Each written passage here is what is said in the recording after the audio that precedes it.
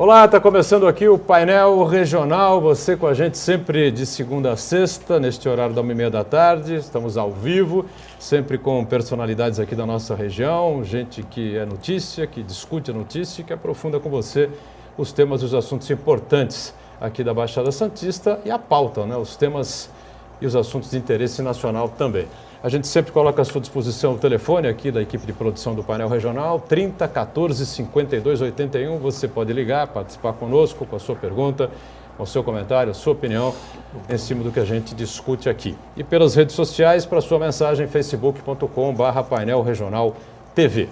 Aqui ao meu lado esquerdo, o advogado Sidney Costa participa com a gente nesta edição do Painel Regional, ao lado do médico Dr. Hélio Costa Marques. E aqui à minha direita, mais uma vez conosco, o nosso advogado, comentarista habitual do painel, o Manuel Rogério.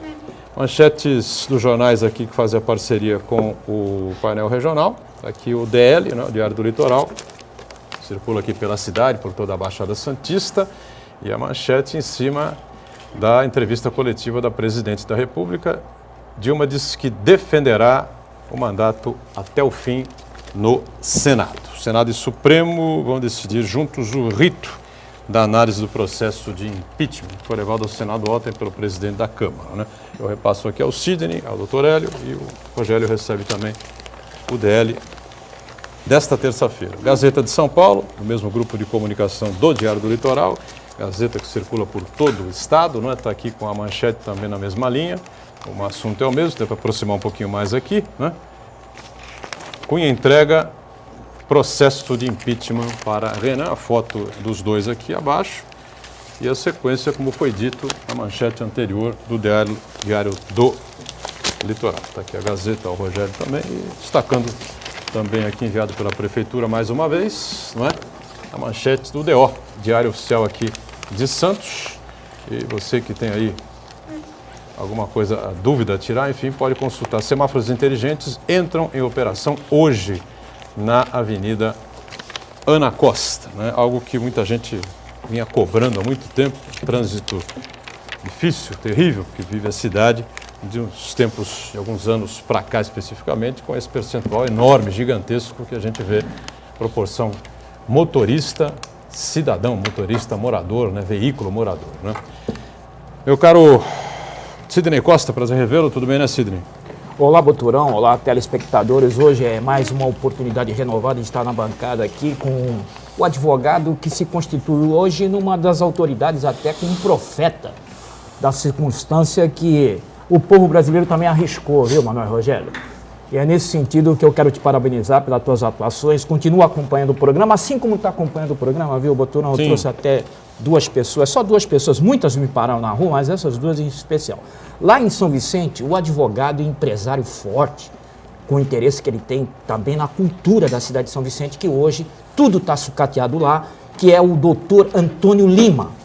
Ele me parou numa longa palestra, principalmente para te mandar o parabéns, que graças à tua atuação e principalmente essa mesa que mantém a liberdade de expressão única hoje, para que o telespectador avalie as cidades da região, não só Santos, mas todas passam por aqui e são fortemente sabatinadas pela sua forma de dar link aos assuntos. Ele passou 1 hora falando isso comigo e merece também ser lembrado como uma das autoridades que criou lá em São Vicente o Festival de Cinema, que na época que chegou a funcionar, tinha aquela ambição de se tornar um festival marcado dentro do país, como é Gramado, se tu quer saber a verdade. Pois ele botava dinheiro e mantinha todos os cinemas que São Vicente teve, inclusive o patrimônio físico e também os equipamentos eram bancados do bolso dele sem lucro por muito tempo. Um abraço, então, muito obrigado ao Antônio Lima, né? E em Santos, o Bonifácio, Boturão. O Bonifácio,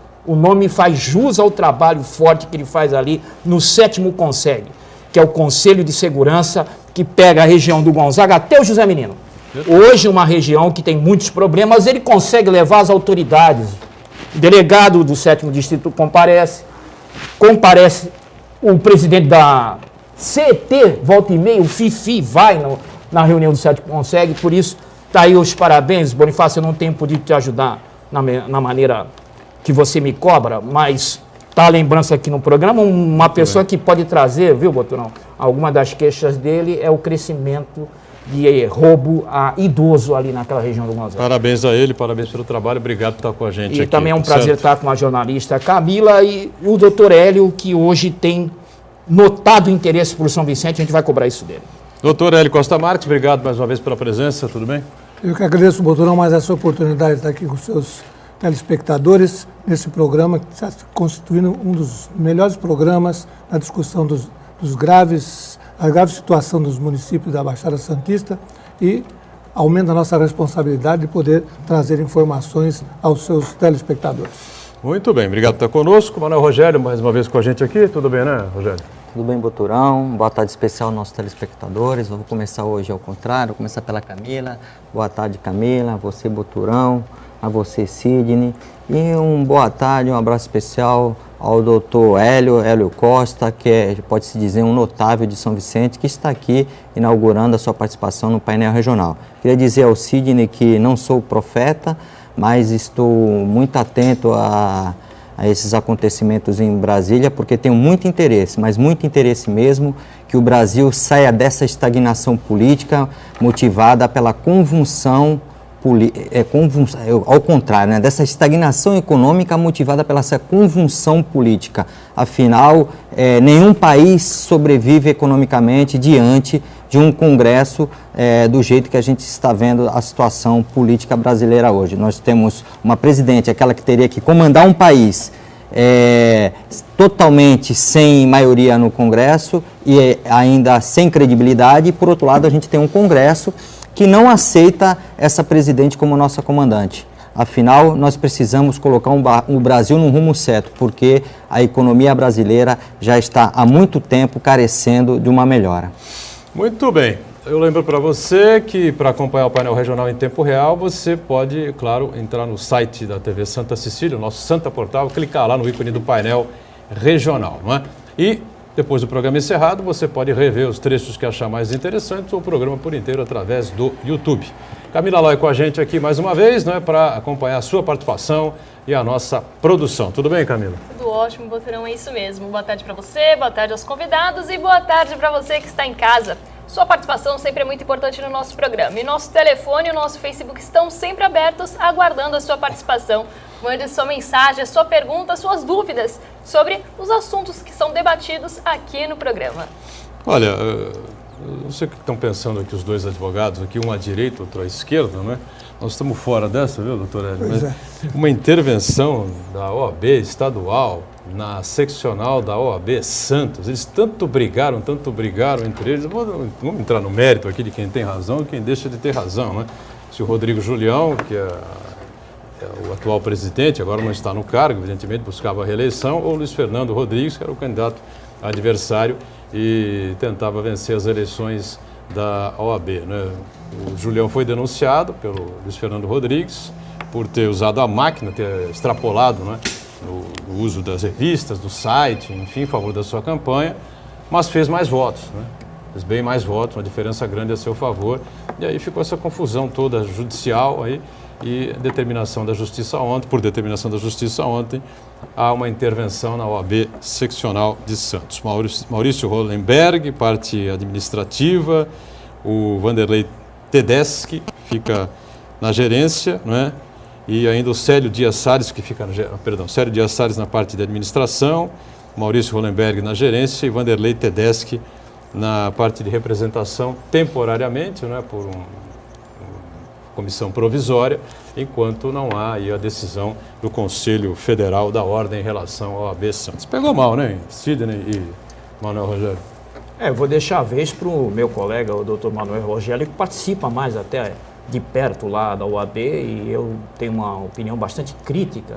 E eu quero ouvi-lo para depois eu ver se confronto muito, que eu não vou aumentar a polêmica, viu, Manuel Rogério, em respeito à sua ligação com essa parte funcional da OAB. Santos sempre teve um pouco à margem dessas maneiras hoje de fazer política dentro da classe. Mas infelizmente foi alcançado por isso. Eu queria ouvir a sua opinião primeiro. Eu particularmente, eu falo não por todos os advogados, eu falo por mim e pelo meu escritório. Meu escritório é muito ativo, nós atuamos na área empresarial, na área portuária, e aduaneira, e a gente tem uma dificuldade um pouco de tempo. Então, a gente não participa desse processo democrático de discussão na OAB. Mas eu acho que isso faz parte desse processo, dessa discussão de ideias.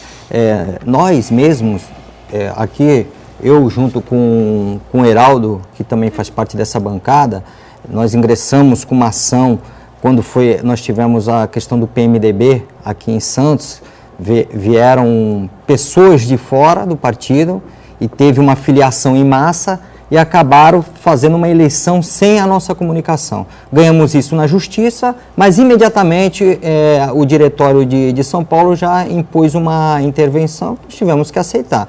É isso que hoje a OAB está sentindo, a OAB de Santos. Mas eu não vejo prejuízo para os advogados que estão atuando, porque a advocacia ela tem a sua autonomia, e cada escritório, cada advogado tem a sua autonomia, não depende da OAB para o exercício da sua função, e deixa esse campo das ideias, dessa disputa eleitoral, para aqueles que se inscreveram na chapa. Eu vou até me abster dessa discussão, porque realmente eu, como advogado, como vários outros colegas que são bastante atuantes também, nós já conversamos sobre isso e não estamos enxergando nenhum prejuízo aos advogados. E eu acho que isso é o mais importante. E nem para a cidade em si. Muito bem. Alguma coisa a completar? Então vou ficar à vontade para falar. Eu estava em respeito à condição de exímio profissional. Eu tenho um respeito muito grande para o Manuel Rogério, não é só pela condição profissional dele, é também como ser humano e como companheiro que acabei tendo alguma intimidade aqui através do painel regional, passo a fazer reverência. Mas já que ele lavou as mãos como Pôncio Pilatos, eu vou ficar cavaleiro para falar o seguinte. Houve tempo na UAB que... Aí eu vou ser obrigado a fazer um parêntese para dizer que eu sou formado há mais de 30 anos. E formei no ano de 86 e logo em seguida abri escritório e comecei a advogar. Naquela oportunidade, o vice-presidente da OAB era também meu professor, o único que escreveu uma obra sobre nulidades em processo penal. Ninguém tinha coragem de comentar essas nulidades. Hoje, nulidade nenhuma pega no judiciário, ainda que você demonstre com clareza isso. Há um corporativismo e você, como advogado, tem que ter um esforço hercúleo para provar nulidades que são daquelas partes formais que não garante o direito individual. Pois bem, naquela época esse senhor chamava-se Paulo Sérgio Leite Fernandes. Ele era um homem muito distinto, porque ele não tinha um olhar só para o direito pátrio, ele também tinha um olhar universal. E, inclusive, defendeu a campanha das loucas da Praça de Maio, escreveu um poema e ia para os jornais. Naquela época, você sabe, a ditadura era na Argentina e sumia muitos filhos que defendiam o Estado de Direito lá. E as mães iam para uma praça lá em Buenos Aires e choravam o desaparecimento de seus filhos. Ele encampou várias lutas, e a maior delas era a pregação de que, para servir ao OAB, não podia ter reeleição. Ele fez um mandato de apoio naquela ocasião, e quando foi chamado a reeleição, que não é impedido no Estatuto da OAB, você pode tentar, quantas vezes quiser, mas ele pregava que se há uma classe que tem compromisso com a justiça, não pode ter compromissos políticos. Tem que se afastar disso e dar a oportunidade para que novas lideranças surgissem na OAB. Isso hoje não é uma verdade. Quem primeiro quebrou essa maneira de ver a OAB como um instrumento de legalidade foi o doutor Rodrigo Lira, que formou comigo, meu companheiro, um grande advogado também, que se elegeu ao máximo que pôde. Acho que teve 3 ou 4 mandatos aí na OAB. Com essa inauguração, que veio a reboque do Durso, lá em São Paulo, inaugurou-se uma fase política na OAB. Boturão, essa fase política está tirando a autoridade de ser um instrumento da legalidade para a sociedade. Recentemente, esse mesmo Conselho Federal que fez uma intervenção em Santos, fez um julgamento, com apoio do Conselho Federal, fez um julgamento lá em Brasília, que já deu a Dilma como impedida. A OAB, em outro tempo, jamais faria um tipo de evento público dessa natureza. A OAB faria um evento para mostrar que aquele parecer do Juvair Estava exato. Tinha aspectos legais. Que era isso que o OAB, no tempo da ditadura, e se marcou na sociedade, defendia o aspecto de que a lei está exata. Agora mesmo perdemos para o Paraná. O Ministério Público do Paraná fez correr aí um abaixo-assinado para fazer uma lei contra a corrupção. Nunca tinha acontecido nada assim. A OAB sempre pegou essas lutas em primeiro lugar. Portanto, hoje, doutorão, vamos ter que viver com aspectos políticos dentro de uma classe que tinha por finalidade defender a legalidade e o Estado de Direito. Aí, quando tem aspecto político, tem intervenção, tem remoção, tem tapetão, tem judicialização, tudo isso que acontece no Congresso. Vamos ter que conviver com isso. Doutor, só para colocar um adendo aqui no que o Sidney falou, da questão da nulidade, né? Eu sei, Sidney, assim, que a nulidade é um instituto importante do processo, seja ele processo penal, seja ele processo civil. A gente preza pelo um processo correto, o devido processo legal. Mas, inclusive, nós falamos aqui as questões do impeachment, falamos que o advogado-geral da União só tratou de nulidades, não entrou no mérito. É importante, assim, que todos tenham consciência que o direito é dinâmico, ele evolui, a sociedade evoluiu muito e o direito foi evoluindo com a sociedade. O próprio novo Código de Processo Civil, ele estabeleceu a primazia do mérito, ou seja, se tiver alguma nulidade no processo, o juiz de ofício, ele manda que a parte arrume, que a parte supere essa nulidade. Para quê? Para que ele julgue o mérito da coisa, para que a sociedade receba do judiciário uma solução para aquele conflito. Porque senão você fica assim, é nulo, extingue o processo pela nulidade. Tanto no aspecto penal como no aspecto civil. A sociedade quer uma solução. O judiciário ele não comporta mais o volume de causas que os administrados, nós, sociedades, levamos a ele. É a última trincheira da sociedade. Então ele vai dar a última palavra.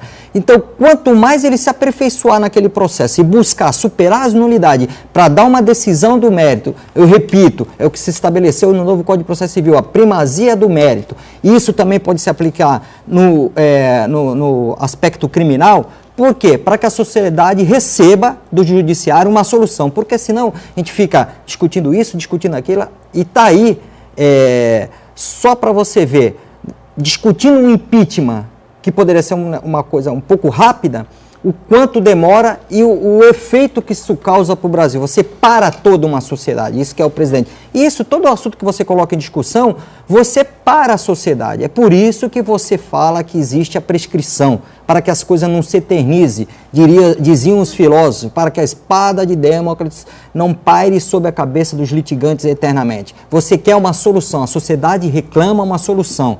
Ela quer se pacificar e, para isso, o judiciário tem que dar uma resposta imediata e rápida. Muito bem, foi falado aqui já pelo Sidney e pelo Rogério, a questão que envolve o governo federal, manchetes aqui dos jornais. Infelizmente, como diz o Rogério, quanto mais a coisa trava, né, quanto mais a coisa demora para se solucionar, né, doutor, a gente fica nessa situação difícil e complexa e nada acontece no país, né? Claro que todos nós acompanhamos o que aconteceu no domingo e agora o caminho no Senado. A sua visão, o Senado acata também, segue pelo Senado ou é possível uma reversão? Aparentemente, nós estamos um pouco à distância das discussões, dos debates, enfim, né? Doutor Hélio. Bem, eu acompanhei também, como todos os brasileiros, o dia todo e a noite de domingo, não é? E era uma coisa que estava mais ou menos prevista, essa derrota do governo na Câmara dos Deputados. Para uma análise assim inicial, evidentemente que o pedido de processo contra o presidente veio embasado por 3 dos juristas mais renomados no Brasil e evidentemente que e apoiado inclusive por outros juristas, como Paulo Brossard, por exemplo, citaram trechos dos trabalhos de Paulo Brossard sobre o tema. De maneira que, no ponto de vista jurídico, quero crer que o processo venha bastante embasado. Agora, como se trata de um julgamento político, evidentemente no Senado as coisas poderão ser revertidas. Na minha opinião, no entanto, acho que o governo deverá perder também, não vejo outra saída. Muito bem, vamos então rapidamente para o intervalo e a gente na sequência volta com esse e outros assuntos importantes aqui da região e do país, né? Já já. Painel Regional de volta, o segundo bloco aqui desta edição com o Sidney Costa, doutor Hélio Costa Marques, Rogério e atento aí sempre à sua participação, a nossa Camila Aloy, né? Bom, o doutor Hélio deu a sua posição com relação ao processo de impeachment, vai agora para o Senado. Ontem foi entregue, durante o período da tarde, pelo presidente da Câmara, o Eduardo Cunha, polêmico Eduardo Cunha, né? E recebida pelo não menos polêmico, o dinossáurica figura do Congresso Nacional, se é que existe esse termo, Renan Calheiros, né? Então vão lá, os dois lobos, né, conversando. E agora o processo entrou e deverá ser lido, me parece que ainda nesta terça-feira, né? A sessão de hoje, terça-feira. E aí, Manuel Rogério, alguma possibilidade de reversão no Senado ou você já vê favas contadas? Bom, hoje será lido na ordem do dia, depois da ordem do dia, antes da ordem do dia, quer dizer, mas ainda vai ser colocado a votação da admissibilidade quando será votada os representantes, os 21 membros da comissão especial e os 21 suplentes que tem que ter essa comissão especial. Mas no momento em que o Senado Nacional ele fizer esse exame de admissibilidade e aceitar a denúncia para prosseguir com a investigação, ela já tem que ser afastada por 180 dias e aí dentro desse prazo aí de 6 meses ela será julgada. Mas vai a plenário, né? Votação vai a plenário e quem vai estar lá é o presidente do Supremo Tribunal Federal. E aí a maioria simples, né? Diferente da Câmara. Maioria simples. São 40 e 81 deputados, né? Maioria absoluta. Maioria simples para aceitar. Essa para aceitar é maioria simples. 41 votos. E para o afastamento definitivo, aí para a perda do mandato mesmo, aí é a maioria absoluta. 2/3. Nós temos o sistema bicameral. O que foi para a Câmara de Deputados será também para o Senado. Agora, você me perguntou o que eu acho. Eu torço por uma solução rápida para o Brasil. É difícil, eu assisti, acompanhei toda a votação da admissibilidade na Câmara dos Deputados e, assim, realmente é sofrível o nosso quadro político. O quadro político do Brasil é sofrível quando você vê, num momento tão importante para o país, as pessoas festejando e declamando versos, fazendo homenagens ao filho. Teve um deputado até que quase que torna tudo aquilo nulo quando ele tenta chamar o filho para votar, mas o Eduardo Cunha, afinal eu queria abrir um parênteses para dizer isso, abstraindo-se nesse momento de qualquer questão moral do Eduardo Cunha, mas ele como institucional, como presidente da Câmara, ele atuou muito bem na condução dessa votação. Ele colocou a ordem, deixou as pessoas falar e você viu um processo, mesmo dentro daquele clima tenso, você viu que ele conseguiu conduzir. E ainda teve muita frieza, porque tinha muitos que quando chegavam a declamar seu voto, faziam ofensas de ódio moral, ofensas até que foge à normalidade. Então, independente de qualquer coisa, independente da análise da moral do Eduardo Cunha, mas como instituição, como presidente da Câmara dos Deputados Federal, ele agiu muito bem e ele conduziu direito o processo. Agora, repito, é sofrível o quadro político que nós temos e quando a gente analisa que esse é a opção política que o Brasil tem, a gente fica triste. Então a gente espera que isso se resolva logo, eu espero pelo impeachment, eu acredito no impeachment, mas não que eu tenha raiva da Dilma ou que eu sou a favor do Eduardo Cunha ou que eu sou a favor de um lado ou de outro, mas é que o Brasil economicamente precisa disso, o Brasil precisa de uma coalizão política, isso só só vai existir se cair a Dilma para ele prosseguir. E espero que para o futuro os jovens se preparem e tenham tudo isso como exemplo, para que não se repitam esse tipo de exemplo, esse tipo de político. Que a gente realmente se renove e traga um quadro político que se preocupe com um fim social, entendo a posição de que é representar cada um de nós, esteja aqui na Câmara de Vereadores, esteja no Executivo do município, do Estado ou da União e esteja lá no Senado ou na Câmara dos Deputados. Eu espero que ainda sobrevenham jovens com uma nova cultura e com uma nova tendência política. Hoje, o que temos é isso e eu espero pelo impeachment, mas, repito, eu espero uma nova tendência política. E aí, Sidney, possível reverter no Senado, não? Olha, eu gostei dessa sua chamada reversão da circunstância, porque você coloca um desafio para nós, e eu vou deixar até o doutor Hélio com mais oportunidade de fala, porque ele... Ele já falou, ele disse que acredita que... Não, mas ele tocou no nome, no rapaz, de uma pessoa que foi chamado doutor impeachment, que foi o Paulo Brossard. Naquela oportunidade, assim como nessa, viu, doutorão, tivemos santistas envolvidos na representação de momentos históricos. Lá, chamando para cúmulo dos votos, estava o deputado federal Beto Mansur.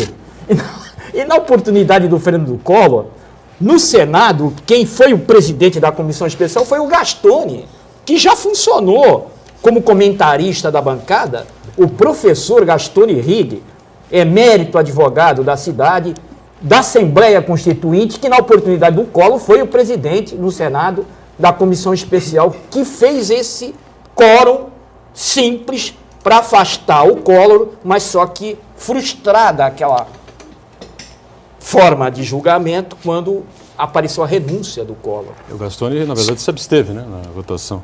Mas ele era também o presidente. Então tivemos santistas aí envolvidos em aspectos históricos. Pelo Hélio lembrar do doutor impeachment, que foi o jurista que na oportunidade ajudou na condução dos destinos do Collor, que acabou renunciando pela força da pressão popular, muito mais do que o Congresso. O Congresso naquela época não era nem bem isso que está aí hoje, que tem a Dilma alguns defensores, inclusive violentos defensores da condição de que há um golpe se estabelecendo no país. Mas na época o Collor não tinha repercussão nenhuma na ajuda. Eu quero ver o que ele sabe disso daí, do Paulo Brossard, e desse entendimento que o senhor, até pelas cãs, nos revela que passou por grandes períodos dessa história do Brasil, essa história política. Bem, a história é assim, você vive ou você lê, não é? Tá certo. Não é? Então, na verdade, qualquer que seja o resultado, que chegará aí em poucos dias, nós temos que fazer uma grande reflexão sobre os destinos do Brasil. Se nós fizermos esse retrospecto da história política do Brasil, nós vamos verificar que são pequenos lapsos de tempo de normalidade, sempre ficamos imersos em novas crises. Na minha opinião, porque no país nós não temos uma cultura política que possa ter no presidencialismo a condição melhor de suas resoluções, de seus graves problemas. A cultura política nos impede disso. Então eu creio que o próximo governo, seja ele qual for, deverá colocar todas as suas fichas no sentido de uma grande reforma política que nos prepare, o parlamento seja preparado para, quem sabe, passar uma emenda parlamentarista que realmente consiga resolver esses graves problemas. Se nós tivéssemos aqui já o parlamentarismo, certamente esta crise que aí está poderia ter sido resolvida com mais facilidade. Mas não é o caso. No momento temos que contar com o jogo como está colocado e, na verdade, eu também concordo com as opiniões do Manuel, que não temos outra saída senão a saída da presidenta e a colocação de um novo governo que, com a sua energia nova, possa dar soluções, pelo menos em grande parte, dos graves problemas que envolvem o país, seja na esfera econômica, principalmente, mas na esfera ética, política e social. Agora, doutorão, essa questão do parlamentarismo, acho que nós já tentamos instituir aqui no Brasil, houve plebiscito, mas o problema de tudo isso, o parlamentarismo ele traria nesse momento, nessa convulsão política, estagnação econômica que nós estamos vivendo, uma solução mais rápida. Agora, a cultura do político brasileiro que precisa mudar, porque a cultura do político brasileiro é aquela cultura de trocas pessoais que se divorciam dos interesses coletivos, dos interesses que sejam aquele para alcançar todos nós. Este que é o problema. Por quê? Ainda que você tenha um sistema parlamentarista, mas que aquele que está como primeiro-ministro, ele tenha poder de barganha sobre esses deputados, sobre esse parlamento, ele não vai cair, porque ele vai efetuar o sistema de troca. Agora, quando o político estiver ciente da sua responsabilidade e conscientemente saber de que o seu dever ali não é para ele, mas sim para toda essa coletividade, aquele que alcança a todos um bem comum, aí é onde que vai ser a diferença. Por isso que eu falo, isso vai depender de gerações futuras, vai depender de investimentos na nossa educação agora, levar isso como disciplina para nossas escolas. Para quê? Para despertar nas nossas crianças esse sentimento coletivo, junto com o sentimento político, porque senão nós só vamos estar renovando pessoas, mas não o caráter. Olha, eu queria completar rapidamente. Na verdade, eu quando falei sobre o parlamentarismo, não que ele tivesse condições de ser implantado agora, seria um casuísmo, né? Não é isso. Eu falava sobre a reforma política. Evidentemente que é fundamental para se estabelecer um sistema parlamentarista. Com a redução dos partidos, né? Não há condições de ter um parlamentarismo com 35 partidos, com 24 partidos representando na Câmara Baixa do país. Evidentemente, a minha explanação foi nesse sentido, de que nós preparássemos exatamente as novas gerações de políticos, estabelecendo uma reforma política eficaz e que diminuísse o número de partidos. E aí sim, quem sabe, o tema pudesse voltar e chegarmos a essa conclusão. Sem dúvida. Olha, a presidente Dilma é muito criticada por especialistas na área econômica, empresários, a própria Fiesp, essa coisa toda, porque o governo gasta mais do que arrecada. Então, há um rombo aí, um desajuste fiscal enorme dos últimos anos para cá, e o tal ajuste fiscal, que nada mais é do que um arroxo, né, para cima de todo mundo, não foi aprovado no Congresso Nacional por completa inabilidade política, incapacidade da presidente em negociar com a sua base, enfim, e a coisa não avançou. Então, ela deixando o governo, nós vamos ter praticamente aí 1 ano e meio jogado no lixo. Eu queria saber aqui dos companheiros o seguinte: feito esse ajuste político, que Michel Temer vai assumir com esse compromisso, né, de fazer um ajuste político para vender aí para o mercado que a coisa agora é diferente, né, o governo agora vai andar na linha, enfim. Isso é um arroxo que vai diminuir sensivelmente, ou pelo menos vai impedir grandes investimentos por parte da União, no Brasil, pelo Brasil afora, inclusive investimentos sociais também, né? Durante quanto tempo a gente não sabe exatamente. Pode ser que leve 6 meses, 1 ano, 1 ano e meio, ninguém sabe exatamente o tempo que será necessário para colocar as contas do país, as contas públicas em dia. Os estados estão indo à justiça para reverter as suas dívidas e para que se cobre juros simples, né? Não dizer esses juros compostos aí, né? Tem até estado que, se isso for aprovado realmente, vai passar a ser credor da União, deixa de ser devedor. Então é uma situação econômica realmente das mais complicadas, das mais difíceis, né? Michel Temer, como vice-presidente da República, se segura numa situação dessa? O que vocês acham? Eu primeiro quero falar dessa questão da cobrança dos juros. Eu acho que o direito é um só, o Supremo Tribunal Federal é um só, agora você tem um sistema de precedentes, ele vai ter que chamar isso para resolver como casos repetitivos. Eu acho que vai ter que reunir essa discussão de todos os estados, mas se o estado tem esse direito, eu também tenho. Isso aí é o que a gente chama de anatocismo, é aquele juros em cascata, os juros sobre os juros. Cansamos de discutir isso na justiça. As dívidas são cobradas assim, O próprio Estado cobra a sua dívida com anatocismo, mas quando é para ele pagar, ele quer diferente. Aí isso não tem cabimento. Então, se é para fazer isso, vamos fazer para todo mundo, vamos rever todos os contratos. Isso vai dar uma desordem no Brasil, isso vai dar uma enxurrada de ações judiciais sem precedentes. Então, não tem como isso ser aplicado, porque você quebra o princípio da isonomia se você tratar o Estado dessa forma e todos nós diferente. Isso é incabível. E o Estado também não poderia estar cobrando isso da gente, ele cobra, e assim cobra, como cobra o município, como cobra a União. Então, isso não tem cabimento.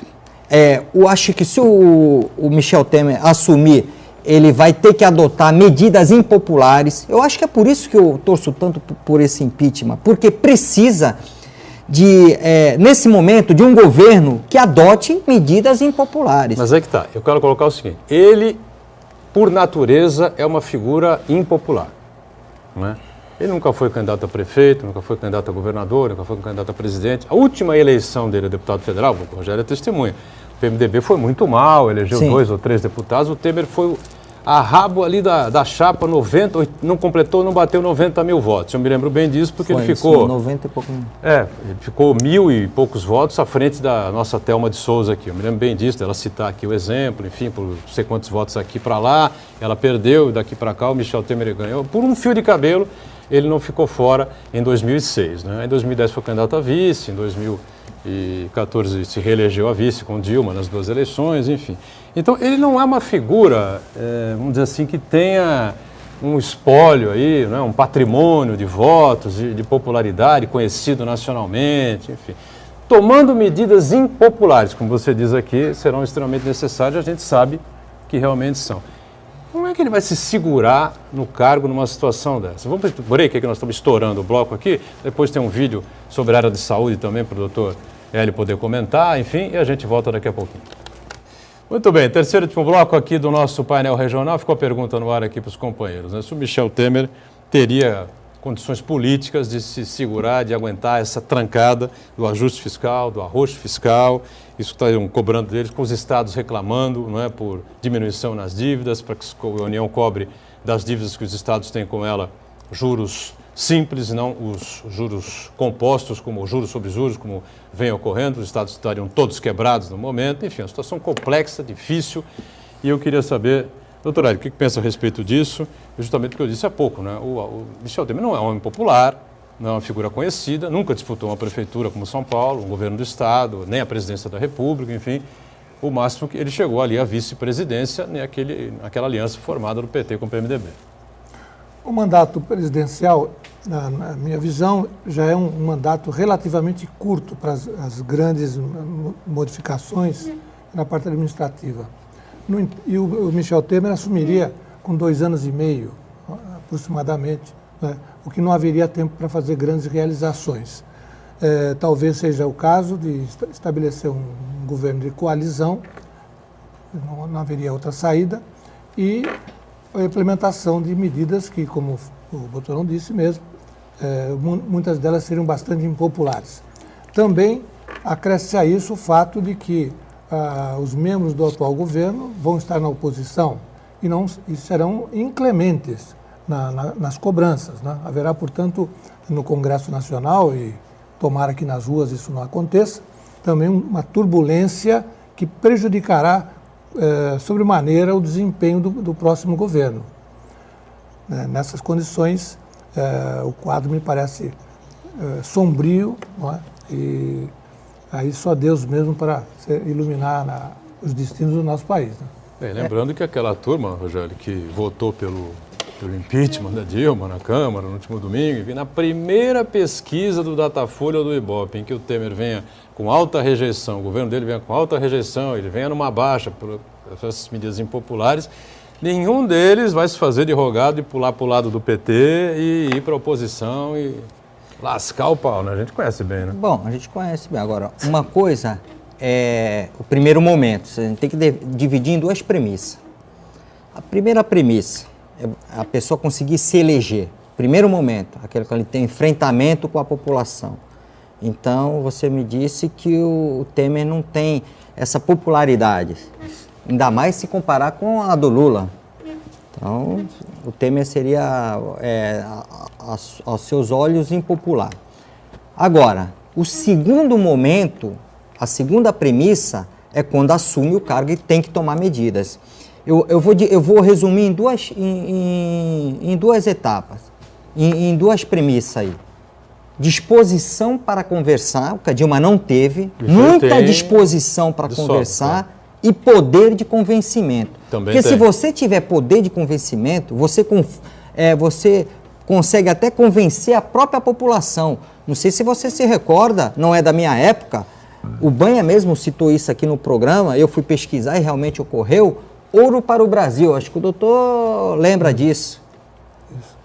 As pessoas não sentiam vontade de colaborar, não iam dar, eu buscar lá nas gavetas, pega meu ourinho, pega. Então, Ouro para o Brasil. Então, se a população chega a ponto de tirar de si para dar em função de uma nação, eu acho que se tiver esse poder de convencimento, olha, nesse momento a gente precisa dar 2 passos para trás para pegar impulso e dar um pulo grande para frente. É isso que o Brasil precisa. Bom, Camila, nós temos um VT aí referente à área da saúde, ao Hospital dos Estivadores, é isso? Mesmo. Nossa equipe foi às ruas saber a opinião das pessoas sobre a nova data de entrega do Hospital dos Estivadores, que está prevista para o dia 18 de maio. O atraso não está atrasado, porque já está pronto. Ele está todo bonitão já. Agora vai desorganizar lá dentro, está chegando material devagarinho. Não é fácil o material, não. Porque eu também sou construtor. Fui estivador, fui construtor, e não é fácil o material. E vai ficar prontinho, vai ficar bonito. Na hora que todo mundo vê, já está inteiro. Então ele está inteirão, tá? Para mim não vai influenciar em nada, porque faz tempo que ele está parado, então um dia a mais, um dia a menos não vai influenciar em nada. Não incomoda, porque o atraso é uma ocasião dentro da obra que tem que ter uma melhoria, então tem que ter uma atenção maior naquilo ali. Às vezes é planejado para aquele dia X e não acontece porque aquela parte, aquela localização tem que ser melhorada. Então, aí você, para atender a exigência, você dá um tapa naquilo ali, amanhã ou depois você para o hospital porque aquela área está danificada. Compreende? O importante é entregar, né? O importante é entregar em condições, né?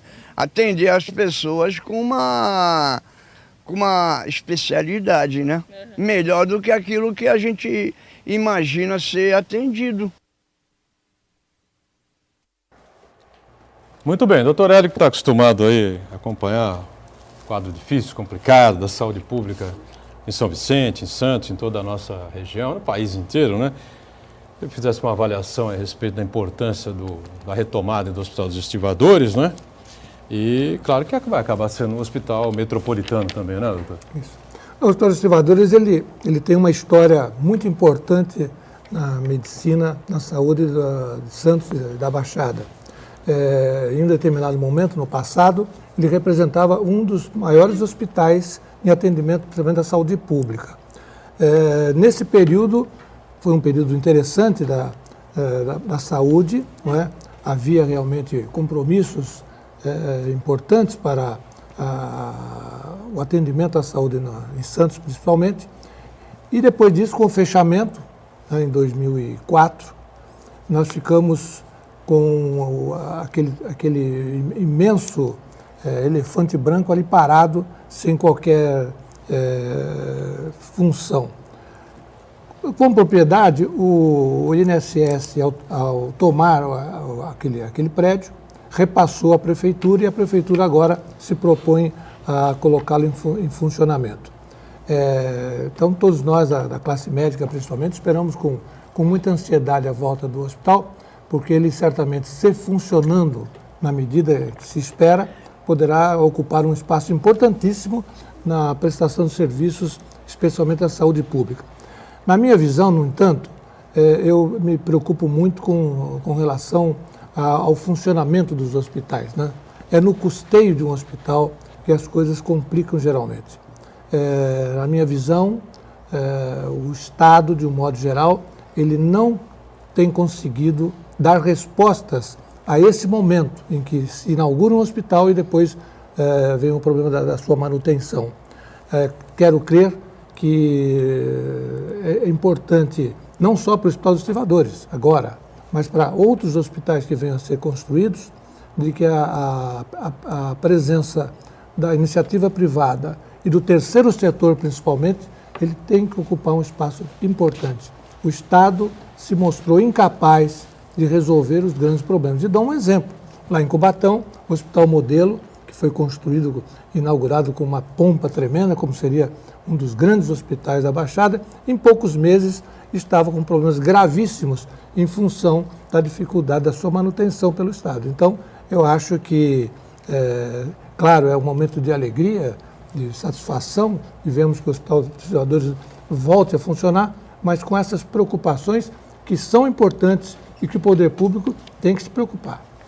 Camila Aloy, participações aí com a gente? Sim, mudando um pouquinho de assunto, o Valdomiro pergunta aos convidados: o parlamentarismo, sem dúvida, agiliza soluções de processos políticos. É impossível, com o atual Congresso Nacional, sem nenhuma condição ética nem moral, tomar qualquer iniciativa. Os senhores entendem que uma reforma política só será possível com uma constituinte exclusiva, sem a participação de todos os atuais políticos? Ele pergunta.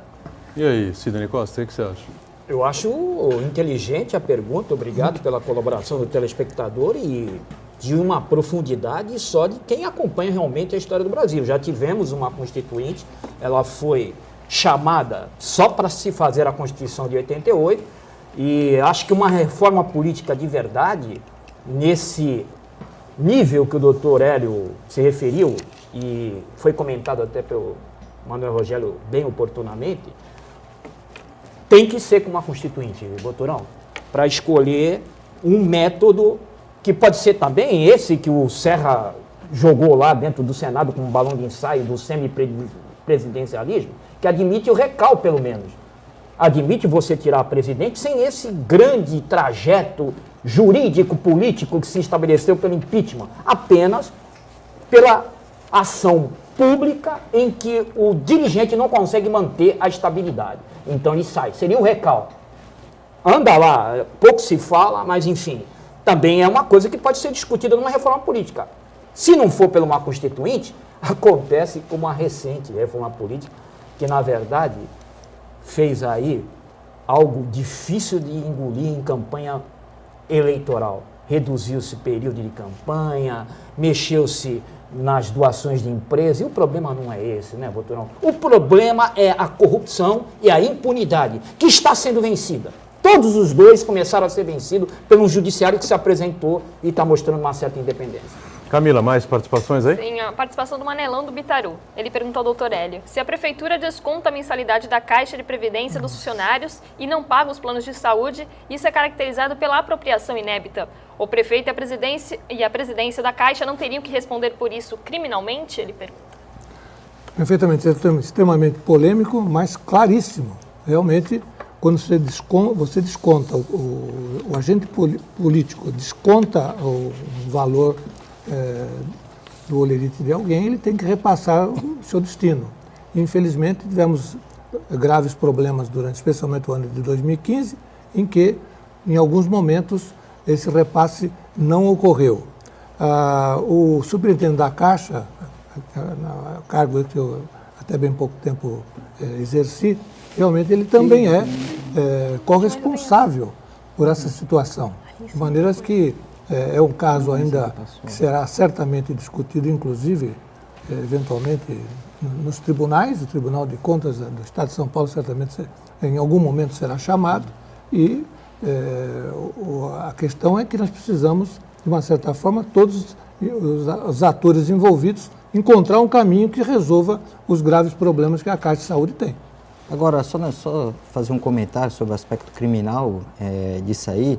O que caracteriza o tipo penal, o crime, seria essa inversão, o dolo, a intenção de realmente ter para si aquilo que descontou de outrem. Então esse dinheiro seria para a Caixa e o prefeito ele toma para si. Mas na verdade a gente sabe que não é isso que não acontece. É um problema de administração, isso vai num fundo comum e esse dinheiro se perde lá. Por isso que fica difícil essa caracterização do crime de apropriação indébita. Mais alguém para a gente fechar, Camila? Sim, a Kátia Silene pergunta. Minha mãe depende de insulina e faz parte do programa Hiperdia. Já vai para 3 meses que a prefeitura não tem seringas e agulha. Sei que esse programa é muito bem remunerado pelo governo, ficando apenas atrás do programa da gestante. Aí ela pergunta para onde vai essa verba? Prefeitura de Santos que ela se Isso, refere? Prefeitura de Santos. Para onde vai essa verba, a gente não sabe. Deve ter algum problema aí, algum atraso no fornecimento. E, claro, esperemos, né, doutor? Está acostumado com esse tipo de situação, né? Que Então, a coisa se regularize rapidamente, né? Coisas repetitivas que acontecem pontualmente em um ou outro setor, né? Certamente teriam que ser esclarecidos os responsáveis por esses departamentos que cuidam desse fato. Vamos chegando ao finalzinho aqui, fechando mais um painel regional. Obrigado aqui ao Sidney Costa por estar conosco, o doutor Hélio Costa Marques, mais uma vez. O Rogério sempre nos acompanhando aqui, como a Camila diariamente conferindo o que você pede aí, que você envia para nós, né, do outro lado, e a nossa equipe de produção também. Ô, doutor, só para dar essa pessoa que ligou a respeito da insulina, eu conheço o secretário de Saúde de Santos, tenho certeza que ele não tem conhecimento disso. Se ela puder mandar por e-mail do painel, depois a equipe de produção do painel passa, que nós vamos passar para o secretário de Saúde. Tenho certeza que isso aí não é do conhecimento dele e aí ele vai vai dar uma solução a esse problema. Vamos fechando o painel regional, sempre juntos, né, de segunda a sexta, 1h30 da tarde, programa ao vivo, com a reprise às 8 da noite. Obrigado. Tchau.